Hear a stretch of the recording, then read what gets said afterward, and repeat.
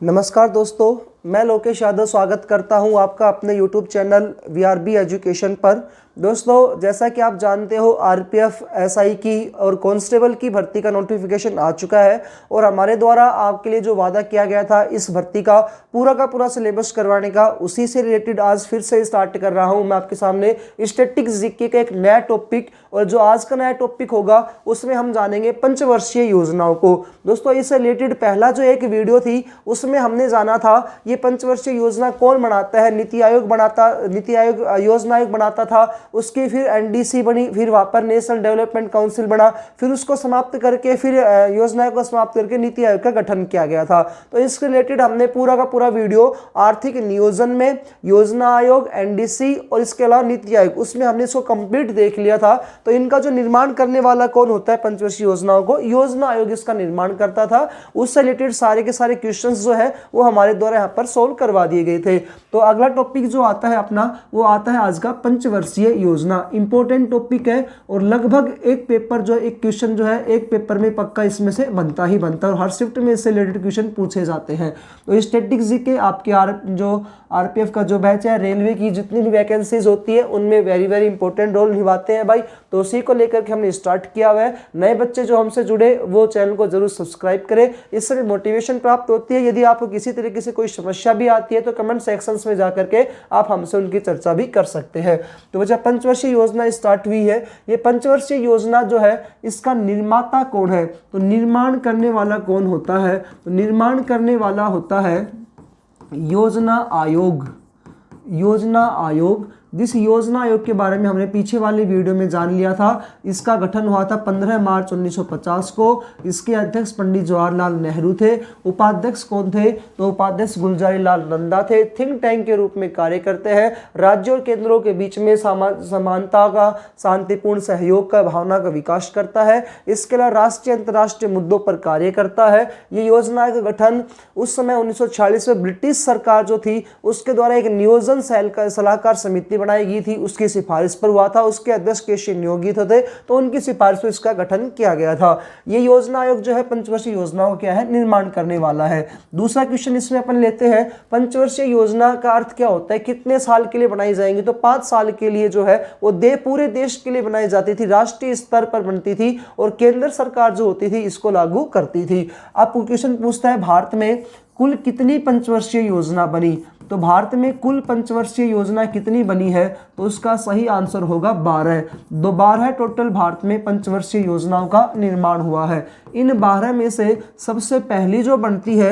वो आती है 1951 से, और 1951 से लेकर 5 साल तक आप इसमें काउंट करते चलिएगा, 1951 से 1956 तक की। फिर अपन बात करते हैं अंतिम 12वीं पंचवर्षीय योजना की। दोस्तों, अंतिम जो थी इसको क्या कर दिया गया, फिर समाप्त कर दिया गया। प्रधानमंत्री नरेंद्र मोदी ने, उन्होंने पंचवर्षीय योजना समाप्त करके त्रिवर्षीय योजना लागू कर दी गई है, जिसे दीर्घकालिक योजना के नाम से भी जाना जाता है। तो अंतिम जो थी वो 2012 से और 2017 तक यहाँ पर रही थी। तो ये दो थी प्रथम और अंतिम पंचवर्षीय योजनाएं। इससे रिलेटेड एक क्वेश्चन और देखिएगा, अवकाश काल, पंचवर्षीय योजनाओं में अवकाश काल जो आया था वो कब कब आया था, तो 3 बार जो है वो अवकाश काल आया। अवकाश काल कितनी बार आया है, 3 बार आया है। और बाकी फिर इन जो समय आपके बता रहा हूं इनको आप छोड़ दीजिएगा और बाकी हर जगह फिर आप क्या करोगे, उसमें 5 जोड़ते हुए चलोगे। तो जो तीसरी पंचवर्षीय योजना जब समाप्त हुई थी तो उस समय पहली बार अवकाश काल आया, और उस समय जो पहली बार अवकाश काल है वो आया था 1966 से लेकर के 1969 तक का। 1966 से लेकर के 1969 में एक तो अवकाश काल आया। दूसरा अवकाश काल जो आया वो 1978 और 1980 में आया था। और तीसरा जो अवकाश काल आया वो आया 1990 से लेकर के 1992 तक। तो ये 3 बार क्या आए हैं, अवकाश काल आए हैं। अवकाश काल का अर्थ क्या था, यहाँ पर ऐसा नहीं कि योजना नहीं बनती थी, यहाँ पर योजना बनाई जाती थी, लेकिन ये सारी की सारी योजनाएं 1 वर्ष के लिए बनती थी। और इससे इन तीनों के अलावा इन डेट्स के अगर आप छोड़ दोगे तो सभी के जो समय पूछेगा 2017 तक, 1951 से 2017 का, इन तीनों को छोड़ करके यदि पूछे तो सबके लिए 5 साल की योजना बनती थी। लेकिन इन तीनों में कितने वर्ष के लिए बनी? 1 वर्ष के लिए बनी। 66 से 69 के समय में हमारे साथ भारत चीन का युद्ध हो गया, भारत पाकिस्तान का युद्ध हो गया, सूखा की समस्याएं आ चुकी थी, तो इस वजह से हमारे पास आर्थिक संकट कमजोर था, तो यहाँ पर 1 साल की योजनाएं बनाई गई। 1978-1980 में प्रधानमंत्री मोरारजी देसाई बने। देखो इससे पहले कांग्रेस की सरकार हुआ करती थी, तो कांग्रेस की सरकार पंडित जवाहरलाल नेहरू द्वारा कंटिन्यू इनको चलाया गया था, लेकिन 1978 और 80 में पहली बार देश में गैर कांग्रेसी प्रधानमंत्री बना था जिसका नाम था मोरारजी देसाई, और उन्होंने यहां पर पंचवर्षीय योजना को समाप्त करके 1 वर्ष से बढ़ा दिया, जिसे नाम दिया गया रोलिंग प्लान, रोलिंग पनाल या अनवर्त काल के नाम से भी इसे जाना जाता है। बाद में 1990 से और 1992 का जो समय था, इसमें भारत जो था, इस देखिएगा 1980 के बाद 1990 में जो समय आया था, इस समय में भारत जो था आर्थिक संकट से जूझ रहा था। इस कारण से यहां पर एक समय की 1 वर्ष के लिए क्या बनाया जाता था? पंचवर्षीय योजना न बना करके 1 वर्ष के लिए योजनाओं का निर्माण किया गया था। तो आपको यही स्टार्टिंग का पॉइंट याद रखना है। टोटल योजनाएं 12 बनी थी। अब इन 12 पंचवर्षीय योजनाओं को लेकर के हम चलते हैं, क्योंकि इनमें से अनेकों क्वेश्चंस जो है पेपर में पूछे जाते हैं। पहली जो पंचवर्षीय योजना है वो देखिएगा, तो अपन यहाँ पर क्रम संख्या लिख लेते हैं और एक एक को अलग अलग पॉइंट लेकर ही चल लेते हैं। पहली पंचवर्षीय योजना, प्रथम जो पंचवर्षीय योजना थी, ये जो प्रथम पंचवर्षीय योजना थी, इसका समय क्या था? तो इसकी अवधि क्या थी? तो इसकी जो अवधि आती है प्रथम पंचवर्षीय योजना,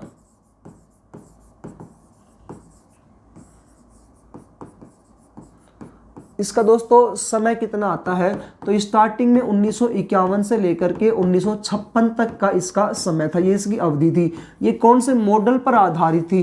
भाई इनको यहाँ पर एक मॉडल वेरी वेरी इंपॉर्टेंट है, ये नाम आपको याद रखना ही रखना पड़ेगा, क्योंकि इनमें से क्वेश्चन पक्का पूछा जाता है। तो हेराल्ड मॉडल था इनका, हेराल्ड यहाँ पर Herald Domar model, Herald Domar model, तो यहाँ पर इस मॉडल पर ये आधारित थी। तीसरा पॉइंट पूछा जाता है कि इसका उद्देश्य क्या था, किस वजह से इसको लागू किया गया था? तो इसका जो उद्देश्य था वो कृषि विकास करना था, कृषि से संबंधित विकास करना क्या था इसका उद्देश्य था? यहाँ पर सही आएगा कृषि विकास। ये 3 क्वेश्चन आपसे पूछे जाएंगे। इसके अलावा इसमें और भी काम हुए थे। अब कृषि से काम होगा तो भाई यहाँ पर एक भारत की सबसे बड़ी बहुउद्देश्य नदी घाटी परियोजना कौन सी आती है? दामोदर नदी घाटी परियोजना, उसका निर्माण भी इसी समय में हुआ था। दूसरी बड़ी जो बहुउद्देश्य नदी घाटी परियोजना आती है उसका नाम आता है भाखड़ा नांगल बांध परियोजना, वो भी इसी समय पर बनी थी। तीसरा दोस्तों इसमें आता है व्यास बांध परियोजना, तो वो भी इसी समय पर बनी थी। और ये जो बहुउद्देश्य नदी घाटी परियोजना होती थी, इनको बोला जाता है बहुउद्देश्य नदी घाटी परियोजना। ये जो बहुउद्देश्य नदी घाटी परियोजना होती थी, इन्हें पंडित जवाहरलाल नेहरू ने आधुनिक भारत के तीर्थ कहा है। परियोजनाओं को पंडित जवाहरलाल नेहरू ने क्या कहा है? आधुनिक भारत का मंदिर कह सकते हैं या तीर्थ कहा को आधुनिक भारत का तीर्थ या मंदिर किसके द्वारा कहा गया था? तो इसका सही आंसर होगा पंडित जवाहरलाल नेहरू के द्वारा ये कहा गया था। इन्हें आधुनिक भारत का तीर्थ या आधुनिक भारत का मंदिर। अगला दोस्तों इसमें अगला पॉइंट आता है कि यही समय क्या हुआ? राष्ट्रीय विकास कार्यक्रम और एक आया था राष्ट्रीय प्रसार सेवा योजना, इसको भी इस समय लागू किया गया। कार्य है ये, इसके आप ये कार्य है, तो कार्य पॉइंट होगा। एक अगला कार्य इसमें देखिएगा, राष्ट्रीय विकास कार्यक्रम। राष्ट्रीय विकास कार्यक्रम 1952 में बना था, वो भी इसी समय लागू हुआ।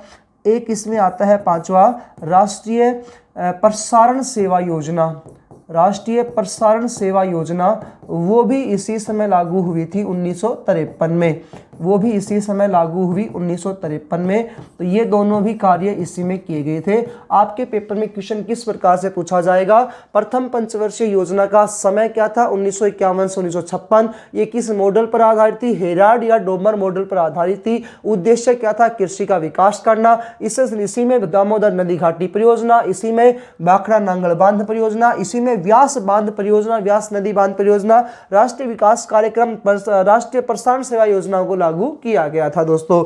अगली इसमें आती है अपनी, अगला पॉइंट आता है इसमें दूसरी पंचवर्षीय योजना। तो सेकंड जो पंचवर्षीय योजना बनी, उस सेकंड पंचवर्षीय योजना की अवधि क्या थी? तो दोस्तों अभी मैंने आपको बताया 5-5 साल जोड़ते चलेंगे, लेकिन तीसरी, पांचवी और आठवीं के बीच को, तीसरी, पांचवी, आठवीं को छोड़ते हुए, ठीक है जी। तो दूसरी जो पंचवर्षीय योजना बनी थी वो बनी थी 1956 से लेकर के 1961 तक। दूसरी का समय कब से कब तक आता है? 56 से 61 तक आता है। इसका मॉडल क्या था? क्योंकि मॉडल इंपॉर्टेंट है भाई, लगभग पेपर में मॉडल पूछा जाता है, अवधि पूछी जाती है, और इसका उद्देश्य क्या था, या इससे रिलेटेड कोई भी अन्य कुछ काम हुआ होगा तो वो भी इसमें पूछा जाता है। तो पीसी महालनोबिस जो थे वो इसके मॉडल, इस मॉडल पर आधारित था। महालनोबिस, पीसी महालनोबिस के मॉडल पर भाई आधारित था, 56 से 61 में दिया गया था। और इसका काम क्या था, इसका उद्देश्य क्या था? तो औद्योगिक विकास और उद्योग जो विकास होंगे, इसमें भी भारी उद्योग और खनिजों की प्राथमिकता इसमें दी गई थी। तो इसका उद्देश्य क्या आता है? तो इसका सही आंसर होगा, देखो पहले वाले में कृषि पर जोर दिया गया और इसमें किस पर जोर दिया गया? औद्योगिक विकास। तो औद्योगिक विकास प्लस में भारी उद्योग, औद्योगिक विकास प्लस में बचा भारी उद्योग, और तीसरा इसमें किसको शामिल किया गया था? खनिजों को प्राथमिकता दी गई थी। तो यहाँ पर इनको क्या दी गई? प्राथमिकता दी गई। तो इन सब के लिए यहाँ पर क्या किया गया? कार्य किया गया। पहली वाली में कृषि पर, फिर औद्योगिक विकास, अब इसी से रिलेटेड भारी उद्योगों को और खनिजों को भी यहाँ पर क्या दी गई थी? प्राथमिकता दी गई थी। इसी समय दोस्तों भारत में उस समय देखिएगा 3 लौह इस्पात संयंत्र भी स्थापित किए गए थे। 3 लौह इस्पात संयंत्र भी स्थापित किए गए थे, जो क्रमशः 1959 और 1962 में यहाँ पर आते हैं। उनके नाम इस प्रकार से है। एक आता है बच्चा लौह कार्य, देखिएगा अगला पॉइंट आता है कार्य। तो 3 लौह इस्पात संयंत्रों की स्थापना हुई इस समय। कार्य में क्या आया? 3 लौह इस्पात संयंत्र स्थापित हुए। अब वो जो 3 लौह इस्पात संयंत्र स्थापित हुए ना, वो कौन कौन से हैं? तो बच्चा ये 3 जो आते हैं, एक है राउरकेला। राउरकेला स्थान कहाँ पर है? तो ये लौह इस्पात संयंत्र कहाँ पे आता है? उड़ीसा में।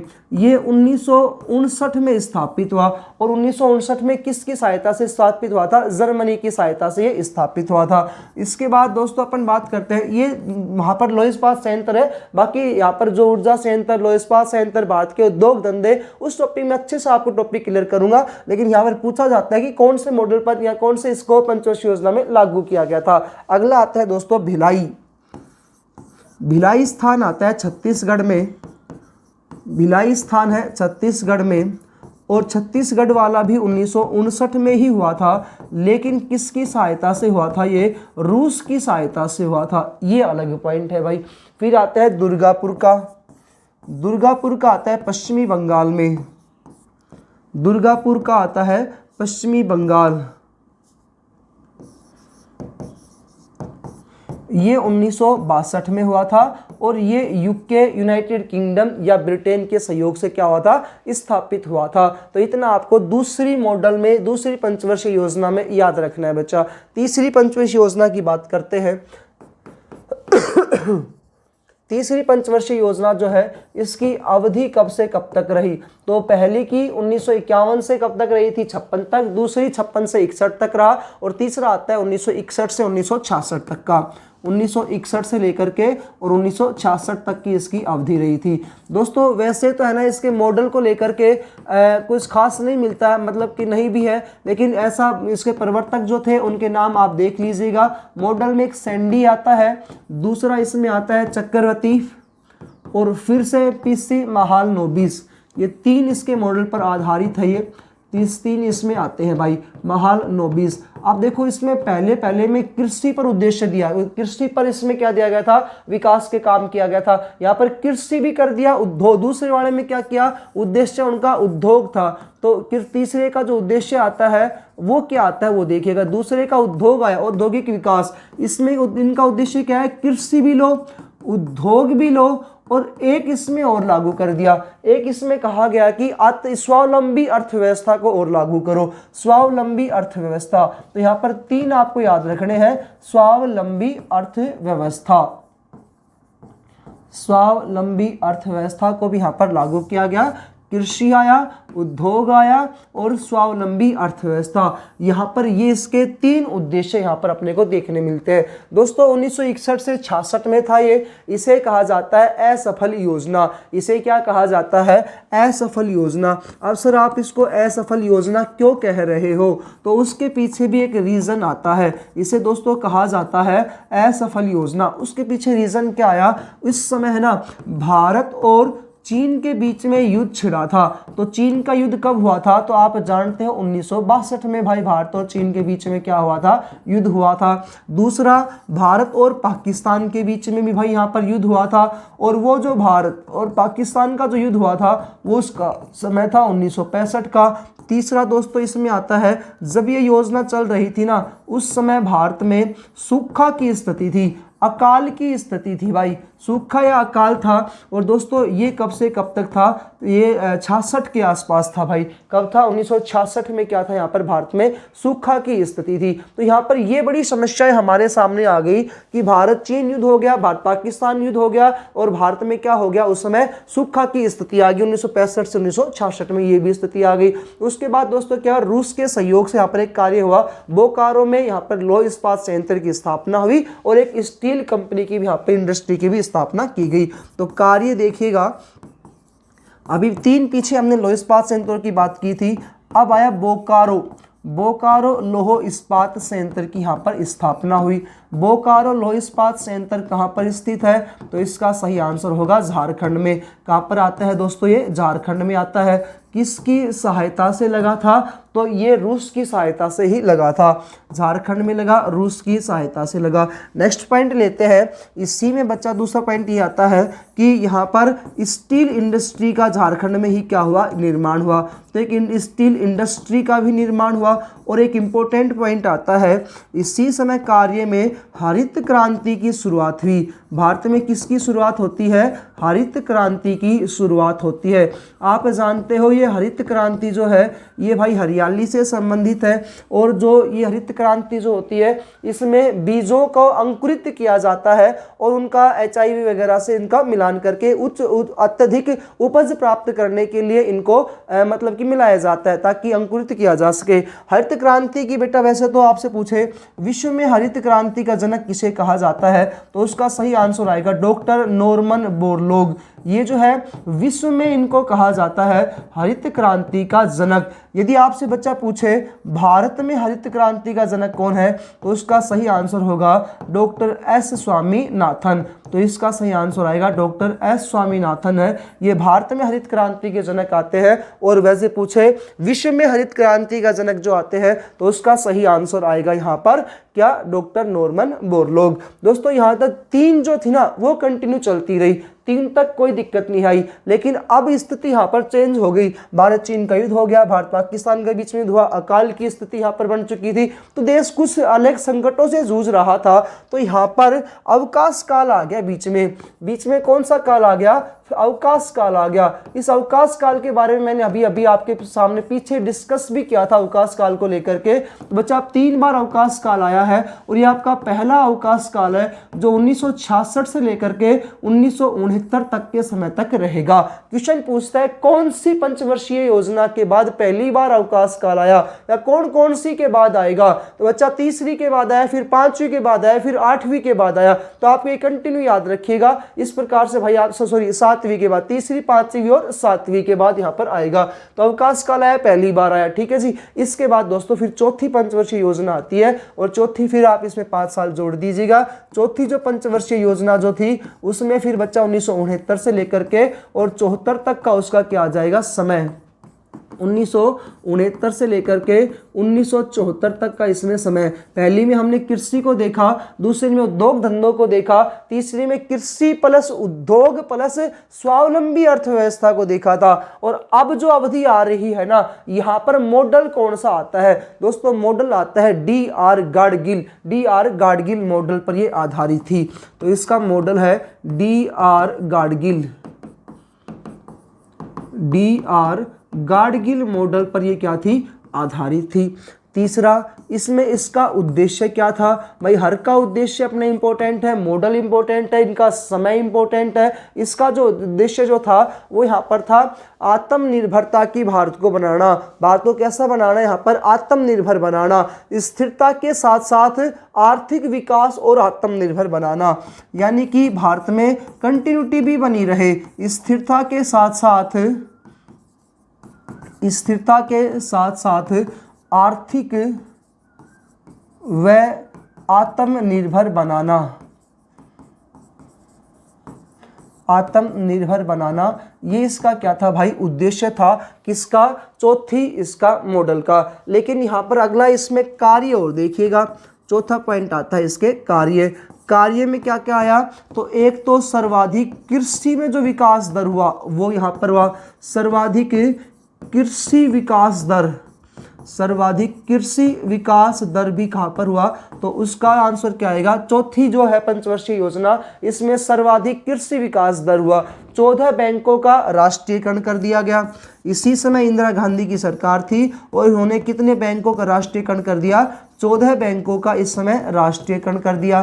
तीसरा क्वेश्चन दोस्तों इसमें आता है, इसी समय इसरो की स्थापना हुई थी। इसी समय इसरो की स्थापना हुई, इंडियन स्पेस रिसर्च ऑर्गेनाइजेशन की स्थापना हुई थी और इसकी तारीख इंपॉर्टेंट है 15 अगस्त 1969 को। तो इसी समय 15 अगस्त 1969 को इसरो की भी स्थापना हुई। चौथा पॉइंट दोस्तों इसमें आता है असम, नागालैंड, जम्मू कश्मीर, इनको 5वें वित्त आयोग के द्वारा विशेष राज्य का दर्जा दे दिया गया। असम, नागालैंड और जम्मू कश्मीर, इनको विशेष राज्य का दर्जा दिया गया। विशेष राज्य का दर्जा दिया गया 5वें वित्त आयोग के द्वारा। 5वें वित्त आयोग के द्वारा।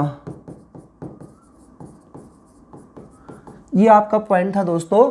चौथी इस पंचवर्षीय योजना का जो कंप्लीट हुआ। अगली पंचवर्षीय योजना आती है अपनी 5वीं पंचवर्षीय योजना।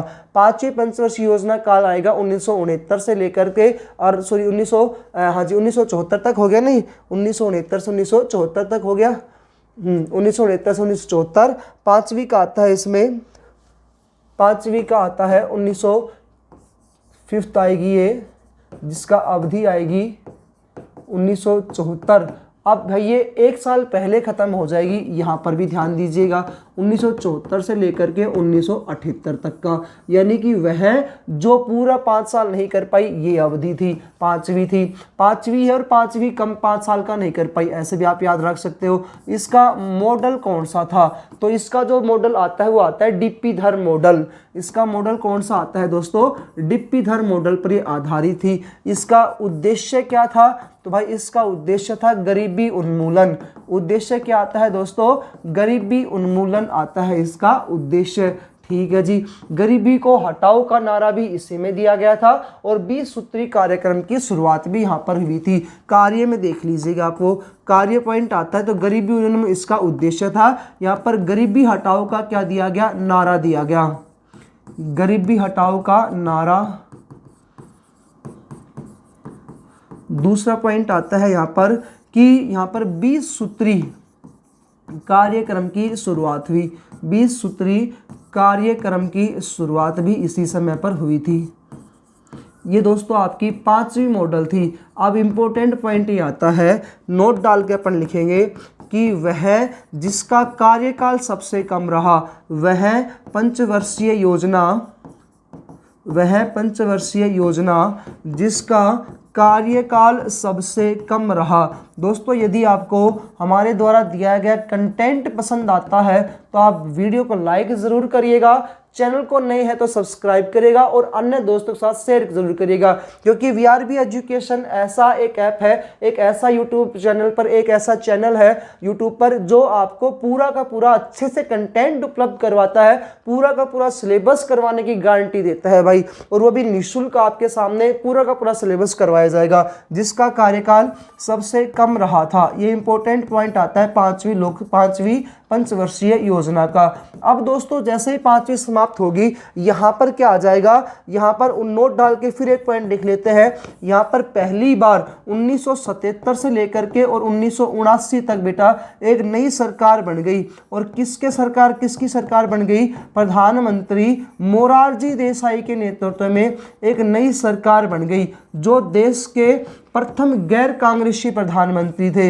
अभी तक जितने प्रधानमंत्री बने, मतलब कि इनसे पहले के, वो सारे कांग्रेस पार्टी के थे, लेकिन ये कैसे बने हैं? प्रथम गैर कांग्रेसी प्रधानमंत्री भाई। लेकिन आप ध्यान दीजिएगा, यदि आपसे क्वेश्चन पूछे देश के पूर्ण रूप से गैर कांग्रेसी प्रधान कौन से थे, तो वो आएंगे अटल बिहारी वाजपेयी, जो बीजेपी पार्टी के थे। लेकिन इनकी पार्टी कौन सी आती है? जनसंघ। ये जनसंघ पार्टी के थे भाई। ये जो जनसंघ है ना,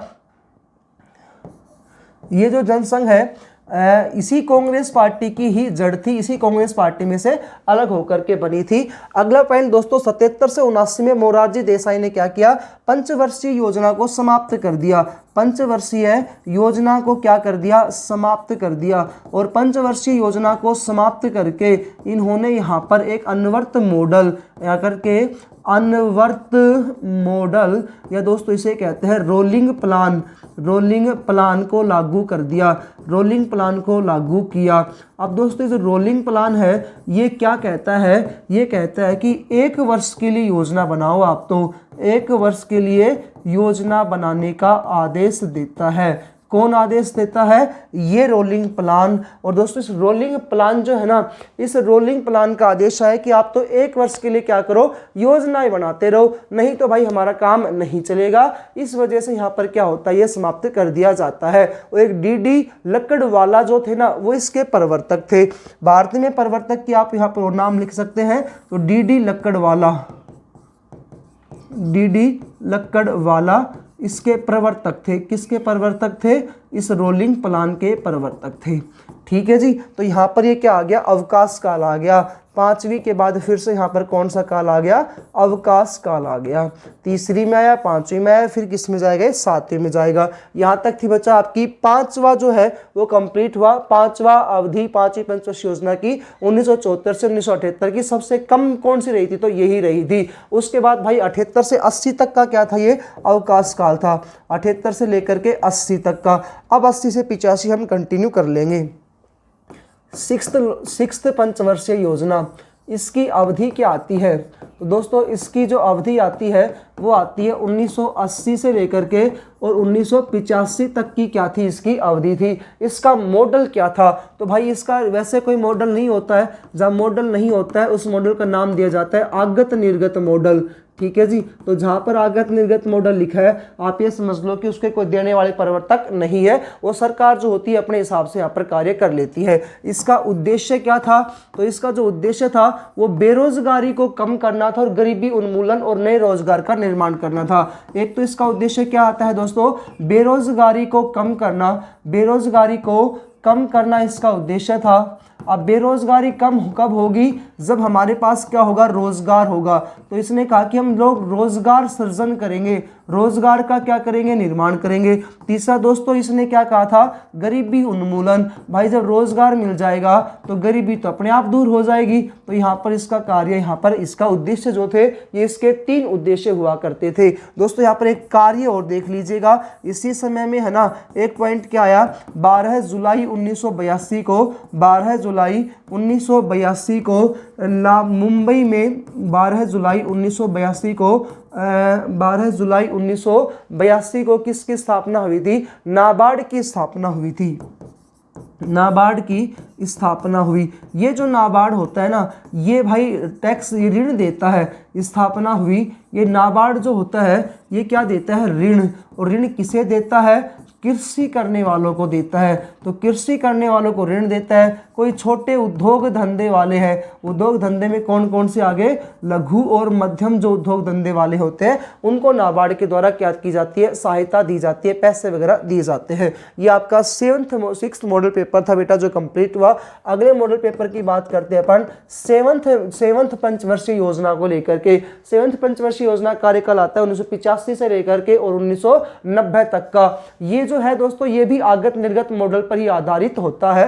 तो 1985 से लेकर के 1990 तक का जो आता है वो इसका समय आता है और इसका जो मॉडल आता है वो मॉडल क्या आएगा, आगत निर्गत मॉडल। तो आगत निर्गत मॉडल पर ही ये क्या थी, आधारित थी। इसके बाद बात करते हैं इसके उद्देश्य को लेकर के। तो इसका जो उद्देश्य था, देखो अभी तक हमने गरीबी उन्मूलन वगैरह ये सब कुछ देखा, रोजगार सृजन करना, इसने भी वही बातें की, रोजगार का निर्माण करेंगे, शिक्षा पर खर्च करेंगे, स्वास्थ्य पर खर्च करेंगे और आत्मनिर्भर अर्थव्यवस्था को लागू करेंगे। तो इसने कहा रोजगार सृजन करना है, रोजगार सृजन करना है, आत्मनिर्भर बनाना है, रोजगार सृजन आत्मनिर्भर, रोजगार सृजन आत्मनिर्भर, स्वास्थ्य और शिक्षा। यहाँ पर भाई इसने यहाँ पर ये 4 पॉइंट ये कहे हैं, इसके यहाँ पर पॉइंट आपके याद रखिएगा। देखो शिक्षा पर जोर अभी आगे बताऊंगा, लेकिन ये यहाँ पर भी शिक्षा का इसमें प्रयोग किया गया था। भोजन काम उत्पादन का यहाँ पर बच्चा नारा भी दिया गया था। यहाँ पर कार्य को देखिएगा, चौथा पॉइंट कार्य आता है। तो यहाँ पर भोजन काम और उत्पादन ये इनका नारा दिया, भोजन काम प्लस उत्पादन का यहाँ पर नारा भी दिया गया था। इसके अलावा दोस्तों यहाँ पर एक योजना स्टार्ट होती है जिस योजना को बोलते हैं जवाहर रोजगार योजना 1989 में। तो ये पॉइंट और आता है लास्ट इसका, जवाहर रोजगार योजना, जवाहर रोजगार योजना ये कब लागू हुई थी। तो जवाहर रोजगार योजना दोस्तों ये हुई 1989 में लागू। अभी आगे बताऊंगा प्रधानमंत्री रोजगार योजना वो अलग है, ये अलग है। प्रधानमंत्री रोजगार योजना दोस्तों आती है आपकी 8th में।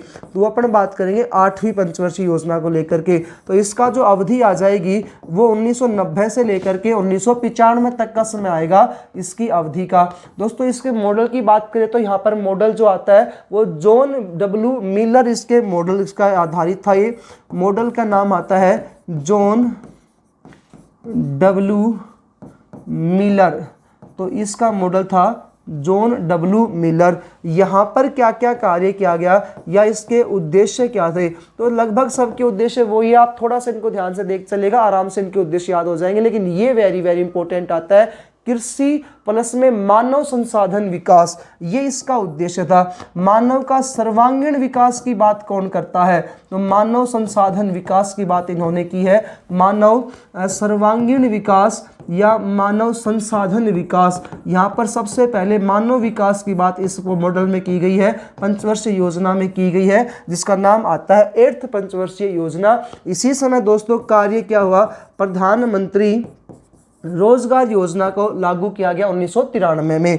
प्रधानमंत्री रोजगार योजना प्रारंभ हुई। ऊपर कौन सी थी 7वीं में, तो जवाहर रोजगार योजना थी 1989 की, और यहाँ पर आता है प्रधानमंत्री रोजगार योजना जो आती है 1993 में। इसकी यहाँ पर क्या होती है, शुरुआत होती है। ये आपकी 8वीं मॉडल थी जो कंप्लीट हुई। अगली मॉडल आती है, अगला जो पंचवर्षीय योजना आता है वो आता है 9th पंचवर्षीय योजना। ये जो 9th जो पंचवर्षीय योजना थी भाई, इसका आता है 1997 से लेकर के 2002 तक। 1997 से लेकर के 2002 तक का अगला आता है। 1997 से 2002 का जो समय आया था वो इस पंचवर्षीय योजना जो थी इसमें आता है। 97 से 2002 में यहाँ पर आगत निर्गत मॉडल था और सामाजिक न्याय इसका क्या था, यहाँ पर उद्देश्य था। इसमें कोई विशेष कार्य हुआ नहीं है। तो इसका जो मॉडल था वो आगत निर्गत मॉडल, आगत निर्गत मॉडल, और जो इसका उद्देश्य था वो कौन सा आता है, तो वो आ जाएगा यहाँ पर सामाजिक न्याय। सामाजिक न्याय इसका उद्देश्य था। 10वें मॉडल की बात करते हैं अपन। 10th जो पंचवर्षीय योजना थी उसका कार्यकाल आता है 2002 से लेकर 2007 तक। 2002 से 2007 यहाँ भी मॉडल वही आगत निर्गत मॉडल है, आगत व निर्गत मॉडल। देखो यहाँ पर सामाजिक न्याय था, यहाँ पर सामाजिक न्याय प्लस आर्थिक समानता को और शामिल कर लिया गया। उद्देश्य इसका आता है सामाजिक न्याय प्लस आर्थिक समानता, सामाजिक न्याय प्लस आर्थिक समानता,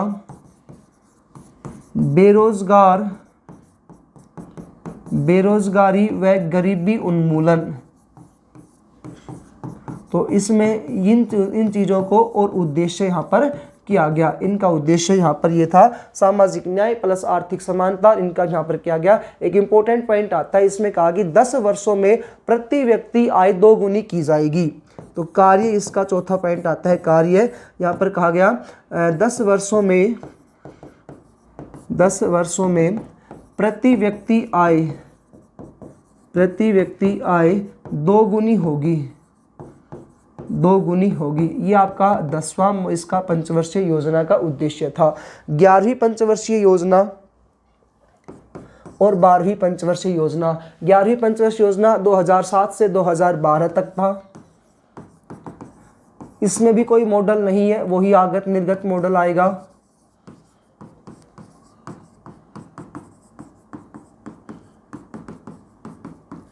तीसरा पॉइंट आता है कि जो 11वीं पंचवर्षीय योजना थी इसका उद्देश्य क्या था।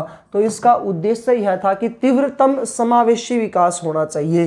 तीव्रतम यानी जल्दी से, तो तीव्र समावेशी विकास, सभी का समान रूप से विकास होना यहाँ पर क्या था, इसका उद्देश्य था।